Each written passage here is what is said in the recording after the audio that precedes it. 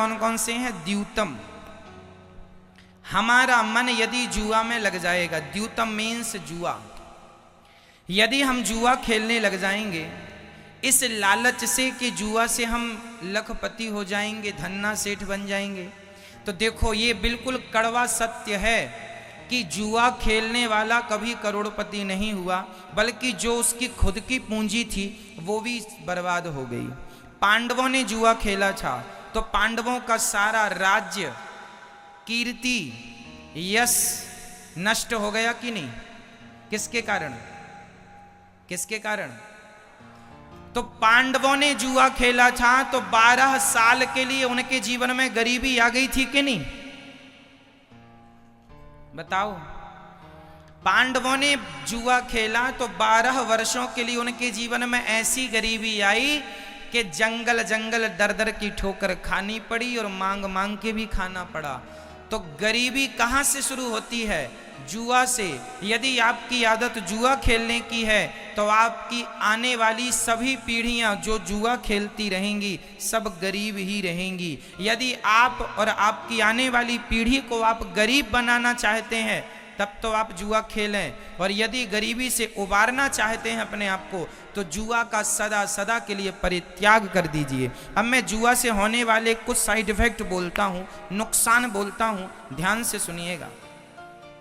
जुआ खेलने में हमारे सबसे पहले बर्बाद होता है हमारा समय। हम बैठे बैठे 2 घंटे, 3 घंटे, 5 घंटे, कई लोग तो 8-8 घंटे जुआ खेलते हैं। तो बताइए, कमाया कुछ नहीं, जो था वो भी गंवा दिया और 8 घंटे भी बर्बाद कर दिए।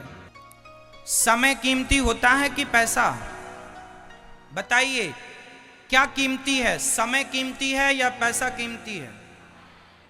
क्या समय कितना कीमती है? कितना? आप लोग टीवी देखते हैं ना, टीवियों में जब आप कोई न्यूज देखते हैं या कोई सीरियल देखते हैं, कोई मूवी पिक्चर देखते हैं तो आपने देखा होगा बीच बीच में ऐड आ जाता है, कहीं साबुन का, कहीं निरमा का, कहीं कुछ का। ये जो ऐड टीवी में आता है ना मेरी माँ, वो टीवी का ऐड ना 10 सेकेंड का होता है, कोई ऐड 5 सेकेंड का होता है, कोई ऐड 15 सेकेंड का होता है। वो जो टीवी में 5 सेकेंड का ऐड होता है ना, वो 1 सेकेंड 1 करोड़ का होता है। टीवी के जो ऐड होते हैं वो 1 सेकेंड की कितनी कीमत लेते हैं? कम से कम 1 करोड़। आप बड़े चैनल पर जाएंगे अपना ऐड देने तो 1 सेकेंड के लिए हो सकता है आपको 5 करोड़ भी खर्च करना पड़ सके। क्या ये बात सही है? समझ रहे हैं आप मेरी बात को? सोचो कि टीवी वाले 1 सेकेंड 1 करोड़ में बेचते हैं। उनका 1 सेकेंड कितने का होता है? 1 करोड़ का। और आप 8 घंटे व्यर्थ बैठ के गवा देते हैं, जो था वो भी गवा दिया। अब बताइए इससे बड़ी मूर्खता का और क्या परिचय होगा कि समय भी दिया, पैसा भी दिया और उठ के चले आए। यदि आप अपने समय को, अपने भविष्य को संवारने में खर्च किए होते तो आप कुछ भी किए होते, कुछ अच्छा सोचे होते, अच्छा किए होते, कुछ बिजनेस करने का सोचते, व्यापार करने का सोचते, कुछ उद्योग डालने का सोचते, कुछ अपने परिवार, अपने लिए करने का, अपने देश के लिए करने का सोचते, तो आप अपने जीवन के जो घंटे, जो वक्त आपने जुआ में गंवा दिया, यदि उन्हीं समय का आपने सदुपयोग किया होता तो बताइए आपकी गरीबी दूर हो जाती कि नहीं आपके द्वारा? हाँ या ना? जो समय आप जुआ खेल के 5-5, 8-8 घंटे जुआ खेल के पैसा और समय गवाए, वो समय अपने लिए खर्च किया होता, अपने भविष्य के लिए किया होता, उज्जवल बनाने के लिए, तो आप कुछ बन गए होते। इसलिए जुआ खेलने से हमारा सबसे बड़ा नुकसान है कि जुआ से हमारा कीमती समय बर्बाद होता है। जो समय करोड़ों का है वो हम फोकट में दे रहे हैं। इसलिए मेरी प्रार्थना है नौजवान दोस्तों से, भाइयों से, बेटियों से, बहनों से और बड़े बुजुर्गों से, आप अपने समय का बिल्कुल दुरुपयोग ना करें। पुरुष बली नहीं होते हैं, समय होत बलवान, भीलन गोपी लूट लई, वही अर्जुन वही बाण। याद रखना मेरी माँ, सब कुछ दोबारा शायद मिल जाए पर समय दोबारा नहीं मिलेगा। आज जो तारीख है, आज कौन सी तारीख है? 24 मार्च 2022। क्या ये सही है तारीख? आज की तारीख बीत जाने के बाद बताइए ये 2022 24 मार्च अब सारी जिंदगी में कभी लौटेगा? लौटेगा? 1000 मेरी आने वाली 1000 पीढ़ी भी गुजर जाए तो भी क्या ये आज का समय लाके खड़ा कर सकती है? इस धरती पर सब कुछ पाया जा सकता है दोबारा, शायद समय नहीं। इसलिए कहता हूं, जो व्यक्ति अपने समय का दुरुपयोग करेगा वो ना घर का रहेगा ना घाट का रहेगा, और जो व्यक्ति अपने समय का सदुपयोग करेगा वो फर्शों से अर्शों में पहुंच जाएगा, जमीन से आकाश में पहुंच जाएगा, अर्थात सफल हो जाएगा। नाम इज्जत आप कमा सकते हैं, इसके लिए समय का सदुपयोग करना होगा। जुआ खेल के समय को बर्बाद करेंगे तो आपके माथे की गरीबी कभी मिटने वाली नहीं है। लोग कहते हैं महाराज जी हमारे तो भाग्य ही फूटे हैं। भाग्य नहीं फूटे, तुमने समय का दुरुपयोग किया है इसलिए भाग्य फूट गए हैं। फूटे भाग्य लेके तुम पैदा नहीं हुए थे। भाग्य तो तुम्हारा वैसा था जैसा टाटा बिरला अडानी अंबानी जो भाग्य लेके पैदा हुए हैं, वही भाग्य लेकर इस धरती में हर व्यक्ति पैदा होता है। कोई अपने समय का सदुपयोग करके टाटा बिरला अडानी अंबानी बन जाता है और कोई समय का दुरुपयोग करके जहां का तहां रह जाता है। ये समय समय की बातें हैं, समय समय पर होता है समय समय की बात। राम जन्म का दिन बड़ा और कृष्ण जन्म की रात। इसलिए किसकी कीमत, किसकी वैल्यू करनी है? जोर से, किसकी वैल्यू? समय। आपने अभी लॉकडाउन में टीवी पर महाभारत देखा होगा, उसमें गोल गोल चक्र चलता हुआ आवाज आती थी, मैं समय हूं। मैं कौन हूं? मैं समय हूं। ये समय का पहिया ही तो चल रहा है। अरे समय ने ही तो आपको बूढ़ा बना दिया। आप लोगों के बाल पक गए, बूढ़ा हो गए, आप बुढ़ापा आ गया। आपको बुढ़ापे की तरफ किसने फेंक दिया? किसने? समय ने। एक समय था कि आप बच्ची थी, बच्चे थे। एक समय था कि आप जवान थे। एक समय ये आ गया कि आपके बुढ़ापा आ गया। देखते देखते क्या से क्या हो गए, देखते देखते। तो ये समय ही तो है, ये समय का पहिया चल रहा है और तुम्हें कहां से कहां पहुंचा रहा है। इसलिए समय की वैल्यू को समझो, समय की कद्र करना सीखो, समय का सदुपयोग करना सीखो। ठीक है? कलयुग का पहला ठिकाना का क्या है? जुआ। जहां जुआ है वहां कलयुग है, जहां जुआ है वहां गरीबी है। अब दूसरा ठिकाना सुनो, द्यूतम पानम। पानम बोले तो शराब। जो शराब पिएगा वो सदा गरीब रहेगा। क्यों? शराब मस्तिष्क को शून्य कर देती है। अब देखो ना, छत्तीसगढ़ का आदमी, और केवल छत्तीसगढ़ का ही नहीं, हर मेरे देश का हर वो व्यक्ति जो शराब पीता है, मैं उसकी बात कर रहा हूं। आप दिन भर में 500 रुपए कमाते हैं, माना कि 1000 रुपए कमाते होंगे, और 1000 रुपए में आपने 200-250 की यदि आपने शराब पी ली, 500 रुपए में से आपने 250 की शराब पी ली तो बचे 250।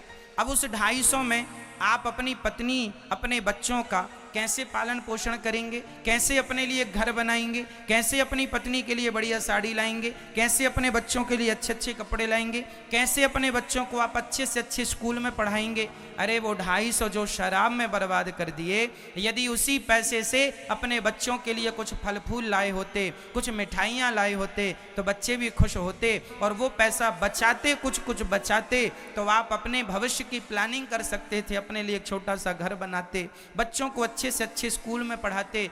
अरे भाई, जब आप अपने पैसे का सदुपयोग करेंगे तब तो आपकी गरीबी मिटेगी। आप पैसे बिगाड़ते जाएंगे तो गरीबी मिटेगी कैसे? इसलिए हर भारतीय की, हर मेरे भारत देश के हर नागरिक की जिम्मेदारी है, जो भी कमाया करो उसका कुछ अंश बचाया करो। पैसे, हमारे यहाँ कहावत है, विद्या कंठ की और रुपया गंठ का, ये दोनों काम देते हैं। हमने बहुत सारी बातें लिख के रखी हैं, तो लिख के रखी हैं वो हमारे काम की नहीं है। जो हमें याद है, हमारे कंठ पर हैं, वो हमारे काम की हैं। और जो पैसा हमारे घर में रखा है वो हमारे काम का नहीं है। जो वर्तमान में हमारे पास उपलब्ध है वो हमारे काम का है। कहने का तात्पर्य ये है कि कल को फिर से यदि लॉकडाउन लग गया और आपके पास पैसे नहीं हुए तो किसके सामने हाथ फैलाने जाओगे? इसलिए बुरा वक्त कब आ जाए कह के नहीं आता। इसलिए भगवान करें बुरा वक्त कभी ना आए, पर आ जाए तो हमें उसके लिए दो पैसे बचाना इसलिए चाहिए कि कल के समय पर पता नहीं कौन सा वक्त आ जाए, इसलिए कल के लिए दो पैसे हमारे पास बचत के हों। और ये तब बचत होगी जब आप अपने खर्चों को कंट्रोल करेंगे, गलत खर्चे बंद करेंगे और सही जगह धन का उपयोग करेंगे। इसलिए आप शराब पिएंगे तो देखो, शराब पी के तो आप पड़े हैं गंदी नाली में, पहला तो धन बिगड़ा, दूसरा आप शराब के नशे में पड़े हैं तो आपका समय भी बिगड़ रहा है और जमाना भी आपको शराबी कह के बुलाता, अरे इनकी तो कोई इज्जत नहीं है, सुअर जैसे पड़े रहते हैं। शराब पीने वाले की समाज में क्या इज्जत है बताइए? कौन इज्जत करता है, कौन सम्मान? कोई अपने बाजू में नहीं बिठालता कि कोई पता चल जाए कि शराबी हैं तो बगल में बिठाने से ला जाती है, अरे राम राम शराबी के बगल में बैठे। इसलिए कुत्तों की मौत ना मरो। शराब पी के लोग कुत्तों की मौत मर जाते हैं। अरे मनुष्य का शरीर पाया है, इज्जत पाओ, सम्मान से जियो, दो पैसे सम्मान से कमाओ। भले तुम धनवान नहीं हो पर गरीबी भी सम्मान से गुजारी जा सकती है। क्यों जी? गरीब आदमी का भी एक सम्मान होता है, एक इज्जत होती है। भगवान करे आपकी गरीबी चली जाए, पर यदि गरीब भी हो तो अपना सम्मान ना गवाना, अपनी इज्जत ना गवाना। पैसे से करोड़ गुना कीमती होती है इज्जत। कहो जी, सही है क्या? धन से ज्यादा कीमती क्या होती है? इज्जत, सम्मान। आपका सम्मान आप ना, यदि मैं देखो, हर व्यक्ति अपना सम्मान बनाता भी है और व्यक्ति अपना ही सम्मान गिराता भी है। मैं चाहूं तो अच्छे कर्म करके अपनी इज्जत बढ़ा लूं और मैं चाहूं तो गलत कर्म करके अपनी इज्जत कम कर लूं।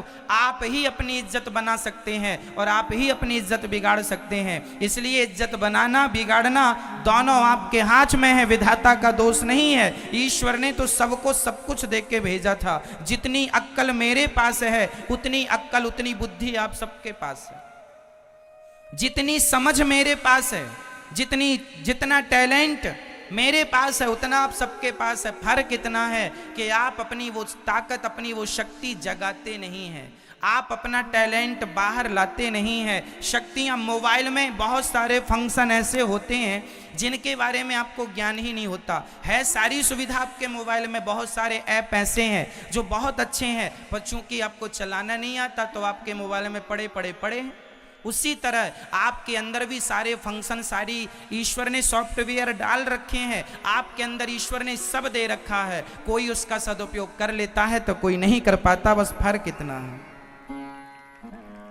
इसलिए शराब पीकर अपना विनाश ना करो। शराब पीने से भगवान श्री कृष्ण के 56 करोड़ यदुवंशी आपस में लड़के मर गए थे केवल शराब के कारण। भगवान का वंश भी शराब पी के यदि आपस में लड़ गया तो ये याद रखना, भगवान कहते हैं कि मैं भगवान हूं, मेरा वंश, मेरा परिवार, मेरा परिकर यदि शराब पीता है तो उसका ये परिणाम होता है, तुम पियोगे तो तुम्हारा क्या होगा। इसलिए सुधर जाओ, शराब पी के अपना नाश ना करो, नहीं तो इतिहास साक्षी है, रहा ना को कुल रोवनिहारा। द्यूतम पानम, शराब नहीं। इसलिए अपने आप को मुक्त करो शराब से और एक अच्छा जीवन जियो। और मैं आपसे प्रार्थना करता हूं, ये दुनिया, ये जमाना, ये तो चाहता ही है आज गांव में कोई तरक्की करने लग जाए तो कुछ लोग ईर्ष्यावश जलने लगते हैं और वो तो ये प्लान करने लगते हैं कि आपकी तरक्की को कैसे रोका जाए।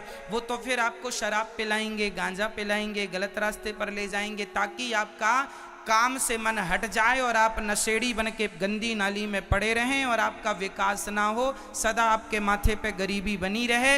इसलिए कुछ लोग, एक बात बताएं, हमारे भारत में कुछ लोगों को आप लोगों की गरीबी से बहुत फायदा होता है, इसलिए वो लोग चाहते हैं कि एक तबका गरीब ही बना रहे, क्योंकि ये यदि समझदार हो गया, इसकी गरीबी मिट गई तो फिर उनकी दुकानें बंद हो जाएंगी।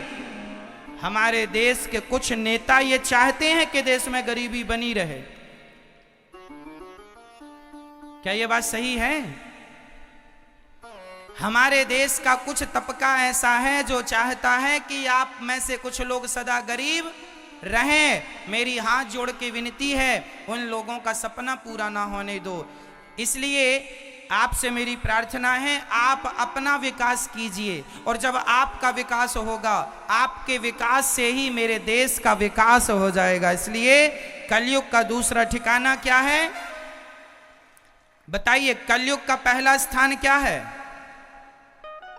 द्यूतम, जुआ, जहां जुआ होगा वहां कलयुग। दूसरा पानम, पानम मतलब जहां शराब होगी वहां कौन होगा?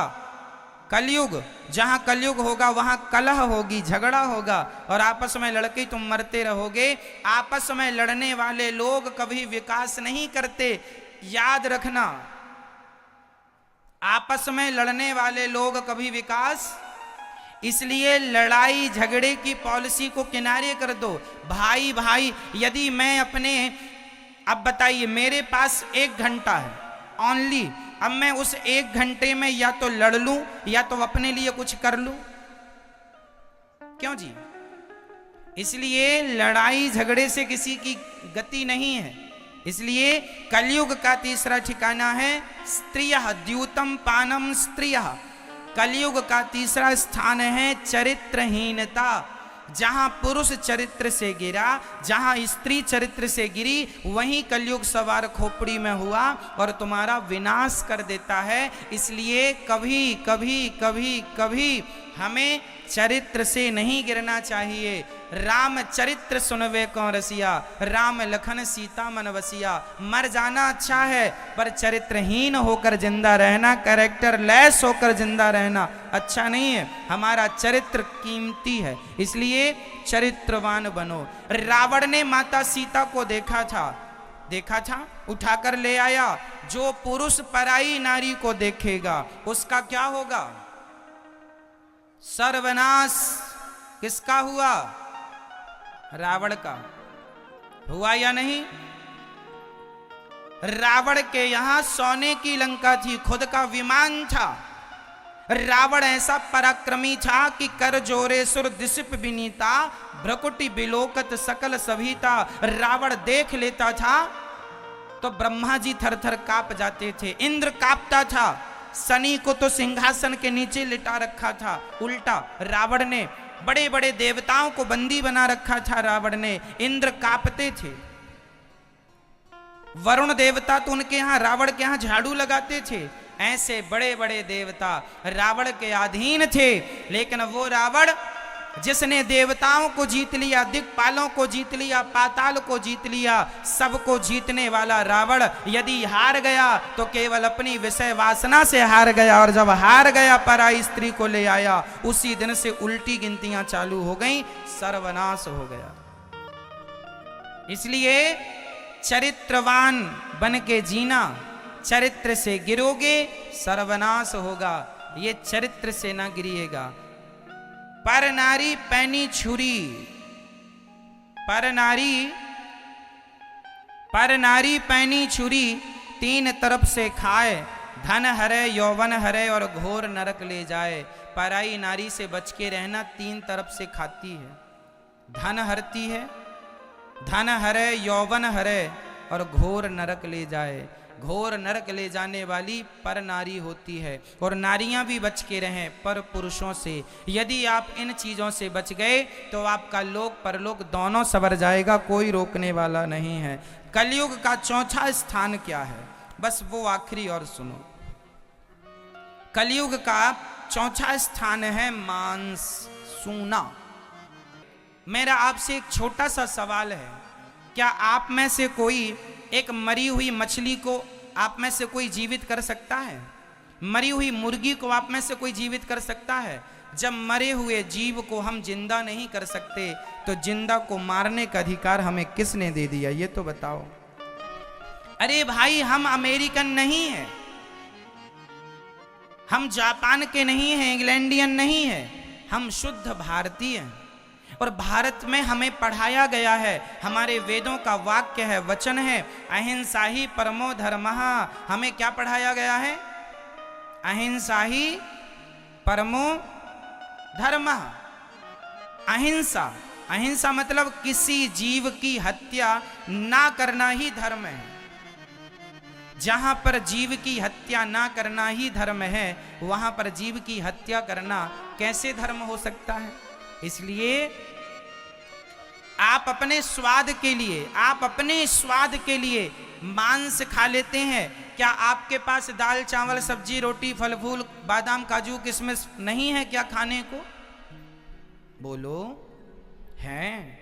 फिर जब इतना सारा ऑप्शन है, अरे भगवान को पहले भोग लगाया करो, भगवान को खिला करके फिर प्रसाद ग्रहण किया करो। और मांस खाने से हमारा कभी भला नहीं होगा। जीव हत्या जो तुमने मुर्गी मछली को तड़पा तड़पा कर अपने स्वाद के लिए मारा है, उस पाप का भोग भोगने के लिए तुम्हें फिर मृत्यु लोक में आना पड़ेगा, कुछ कुछ कुछ कुछ बन करके। पुनरपि जननम पुनरपि मरणम पुनरपि जननी जठरे शयनम। ये जन्म और मृत्यु का चक्र चलता ही रहेगा, कभी मिटने वाला थोड़ी है। इसलिए आप अपनी भलाई चाहते हैं, इससे किसी का कोई नुकसान नहीं है। आप मांस खाते हैं, मेरा कोई नुकसान नहीं है, परंतु इंसानियत के नाते आप भारतीय हैं और मैं भी भारतीय हूं। इस रिश्ते से मैं आपका पतन होते नहीं देख सकता। मैं ये चाहूंगा कि आप लोग भी अपनी सदगति कर लें। आप लोग भी, ये मनुष्य का शरीर बार बार नहीं मिलता मेरी माँ। 84 लाख योनियों में सर्वश्रेष्ठ योनि मनुष्य की है। बड़े भाग्य मानुष तन पावा, सुर दुर्लभ सदग्रंथ निगावा। फिरत सदा माया कर प्रेरा, काल कर्म स्वभाव गुण घेरा। कवहु की नर करुणा कर देही, देता ईस बिनु हेतु सनेही। पता नहीं कौन सी कृपा करके परमात्मा ने हमें मनुष्य का शरीर दिया है। ये मनुष्य का शरीर पाए हैं तो हमें इन आँखों से भगवान का दर्शन करना चाहिए, इस जिह्वा से भगवान का नाम गाना चाहिए, इन कानों से भगवान की कथा सुनना चाहिए, और अपनी वाणी से सदा भगवान का नाम खाना है तो भगवान को भोग लगा के वो खाओ जो खाने लायक है। एक सज्जन ने हमसे कहा कि महाराज जी, अन्न भी तो जीव है, अन्न भी तो जीव है। चाहे मुर्गी को खाओ या गेहूं को खाओ, चावल को खाओ, भाई चावल में भी तो जीव होता है, गेहूं में भी तो जीव होता है, और मुर्गी और मछली में भी जीव होता है। एक सज्जन ने हमसे ऐसा टेढ़ा सवाल किया कि बताइए, चावल खाओ, गेहूं खाओ, या फिर मछली खाओ या मुर्गी खाओ, बात तो एक ही है। हमने कहा भाई साहब, एक सी बात कैसे हो सकती है? तो बोला समझाओ। हमने कहा सुनो, जो दाल चावल गेहूं इत्यादि है ना, ये ईश्वर ने हमारे खाने के लिए ही बनाया है।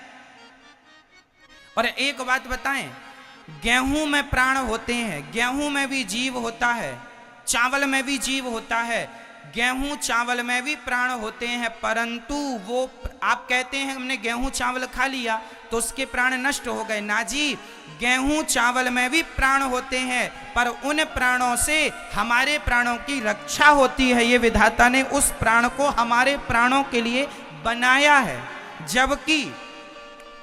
जबकि आप मछली को मारेंगे तो उसे दर्द होगा, वो चिल्लाएगी, तड़पेगी, जबकि गेहूं को आप चबाएंगे तो वो तड़पेगा नहीं, चीखेगा नहीं, चिल्लाएगा नहीं।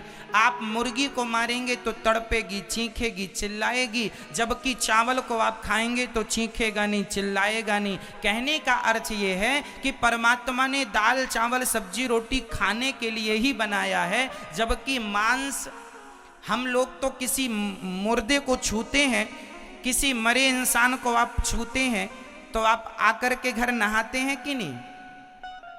बोलो हाँ या ना।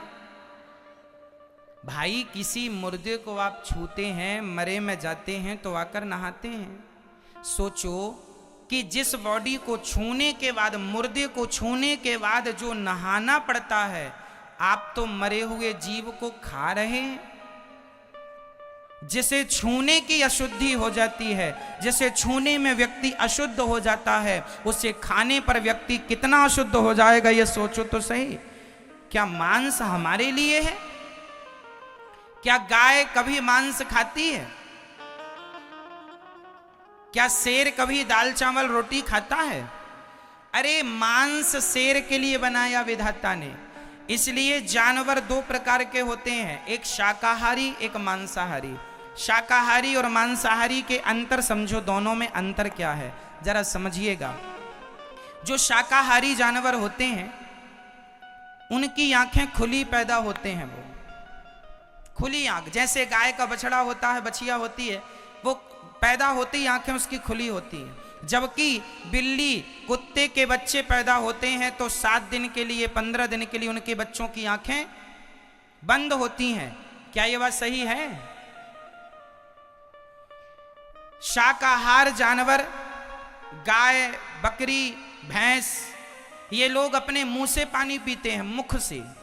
जबकि चीता, शेर, कुत्ता, बिल्ली ये पानी को चाट चाट के जिह्वा से पीते हैं। कुत्ता कैसे पानी पीता है? चाट करके। और गाय कैसे पानी पीती है? मुंह से। अब आप बताओ कि आप शेर से मैच कर रहे हैं आपके लक्षण या गाय से मैच कर रहे हैं आपके लक्षण? आप भी, आपके बच्चे भी पैदा होते हैं खुली आंख से पैदा होते हैं। बच्चे पैदा होती खुली आंख होती है, गाय का भी, बकरी का भी, भैंस का भी। ये सब शाकाहारी जो